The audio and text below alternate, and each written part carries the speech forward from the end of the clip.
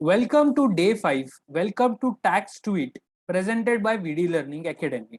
In this particular entire session, we are going to discuss about the due date as well. So पिछले session में हमने due date देखा था, उनका due date देखा हमने जिनका टर्नओवर 5 करोड़ के ऊपर है। अगर अगर आपके ऑर्गेनाइजेशन का, जहां पर आप काम कर रहे हो या खुद के ऑर्गेनाइजेशन का अगर टर्नओवर 5 करोड़ के नीचे है, तो वो केस में हम क्या करेंगे? What will be do in that case? Government ने उसके लिए क्या स्कीम बनाया, क्या सिस्टम बनाया है? तो अगर 5 करोड़ के ऊपर है, मंथली था, सिंपल था, 11 तारीख, 14 तारीख और 20 तारीख। तो ये सिचुएशन था। बट यहाँ पर जिनका टर्नओवर 5 करोड़ के नीचे है, उनको मंथली बेसिस पर नहीं फाइलिंग करना है, उनको क्वार्टरली बेसिस पे फाइलिंग करना है। तो they have to do the return filing on quarterly basis. तो quarterly return and monthly payment, अब इसको जो स्कीम को बोला जाता है QRMP। तो QRMP स्कीम के अंदर जो रिटर्न फाइलिंग होता है वो क्वार्टरली बेसिस पे होता है, बट जो टैक्स पेमेंट है वो मंथली बेसिस पे करना है। सो यहाँ पर जैसे क्वार्टरली मतलब हर क्वार्टर में 3 महीने होते हैं। तो जैसे सभी लोगों को पता ही होगा, अप्रैल मई जून को Q1 बोलते हैं, Q2, Q3, ऐसे 3-3 महीने तक, ऐसे टोटल 4 क्वार्टर होते हैं। तो हम एग्जाम्पल लेते हैं कि Q1 यानी कि अप्रैल मई जून, उसका रिटर्न फाइलिंग कभी तक होगा? तो उसका रिटर्न फाइलिंग होगा 13 जुलाई तक, 13 जुलाई तक होगा। उसका GSTR1 हमें 13 जुलाई तक फाइल करना है। सेम वे में पूरे क्वार्टर का जितना भी हमने परचेस किया है उसका डेटा कभी तक रिफ्लेक्ट होगा? 14 जुलाई तक रिफ्लेक्ट होगा, यानी कि ये Q1 के ड्यू डेट्स है। और उसका 3 भी जो है वो हमें 22 जुलाई या 24 जुलाई तक हमें फाइल करना है। तो यहाँ पे दो डेट्स अलग अलग क्यों दिए गए हैं?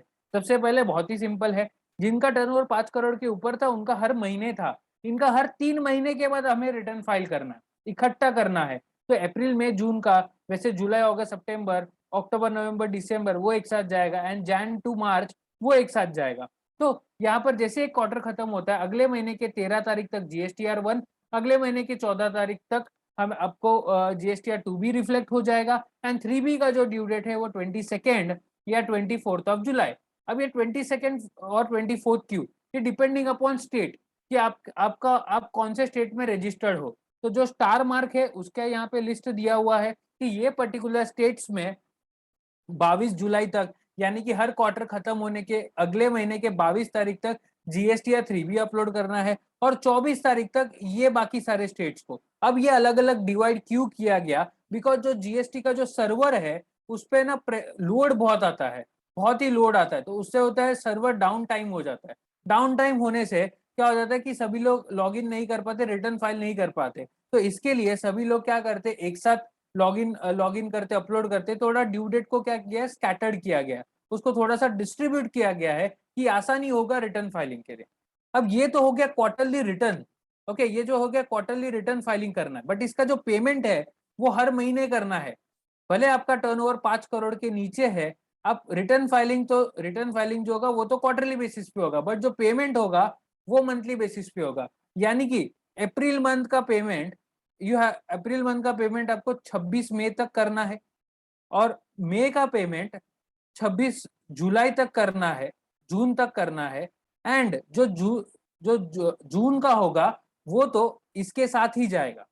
ओके, तो जो पहले 2 मंथ का जो पेमेंट है, देखो थर्ड मंथ का तो ऑटोमेटिकली पेमेंट रिटर्न के साथ ही जाएगा, बट जहां पर अप्रैल मंथ में हम रिटर्न फाइल नहीं करने वाले, मई में भी रिटर्न फाइल नहीं करने वाले, खाली हम पेमेंट करेंगे, तो अप्रैल मंथ का पेमेंट 26 मई तक करना है, और मई का पेमेंट 26 जून तक करना है, और जून का पेमेंट तो जुलाई में ये डेट से पहले ही हमें करना होगा, उसके साथ ही पेमेंट होता है एंड देन रिटर्न फाइलिंग होता है। सो इस तरह से क्वार्टरली रिटर्न फाइलिंग, जो रिटर्न फाइलिंग है, जो पूरा का पूरा डिटेल्स है वो क्वार्टरली बेसिस पे देना है। बट जो पेमेंट है, यानी कि GST अगर आपको भरने को आ रहा है, लेट सपोज आपका सेल्स का GST 100 रुपया है और 90 रुपया आपने परचेज में किया, तो आपको 10 रुपया भरना है। ये अप्रैल का हो गया। वैसे ही मई का, तो वो आपके जेब में आप रख के एंजॉय नहीं कर सकते हो। गवर्नमेंट उसके लिए आपसे पहले ही वसूल लेती है, वो मंथ खत्म होने के बाद। सो वंस अगेन अप्रैल का 26 मई को, एंड मई का 26 June, and for the June month it is the July date, whether it is 22nd या 24, whichever is applicable. So for the day number 4 and day number 5, we will give you combined MCQs.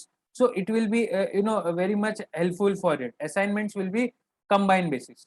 So please earn maximum reward point by answering correct answers. Thank you. That's from my side, from VD Learning as well. Thank you once again.